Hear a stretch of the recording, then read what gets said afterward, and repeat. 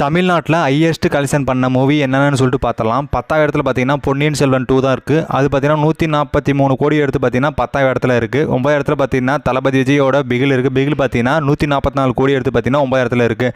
8வது இடத்துல பார்த்தீங்கன்னா வாரிசு இருக்குது. வாரிசு பார்த்தீங்கன்னா 145 கோடி எடுத்து பார்த்தீங்கன்னா 8வது இடத்துல இருக்குது. 7வது இடத்துல பார்த்தீங்கன்னா பாகுபலி 2 இருக்குது. பார்த்தீங்கன்னா தமிழ்நாட்டில் மட்டும் 151 கோடி பார்த்தீங்கன்னா கலெக்ஷன் பண்ணி 7வது இடத்துல இருக்குது.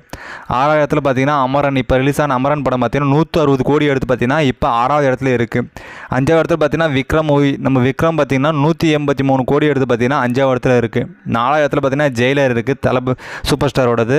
அது பார்த்தீங்கன்னா 196 கோடி எடுத்து பார்த்தீங்கன்னா 4வது இடத்துல இருக்குது.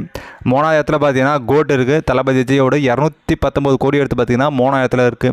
2வது இடத்துல பார்த்தீங்கன்னா பொன்னியின் செல்வன் பார்ட் 1 தாங்க இருக்குது. அது பார்த்தீங்கன்னா 225 கோடி பார்த்தீங்கன்னா தமிழ்நாட்டில் கலெக்ஷன் பண்ணிக்கோங்க. அதனால் பார்த்தீங்கன்னா 2வது இடத்துல இருக்குது. 1st இடத்துல பார்த்தீங்கன்னா தளபதி விஜயோட லியோ மூவி இருக்குது. லியோ மூவி பார்த்தீங்கன்னா 232 கோடி எடுத்து பார்த்தீங்கன்னா மொதல் இடத்துல இருக்குது. இது வரைக்கும் பார்த்தீங்கன்னா லியோ மூவி எந்த மூவி பார்த்தீங்கன்னா இது வரைக்கும் கிராஸ் பண்ணலை. வெயிட் பண்ணி பார்ப்போம்.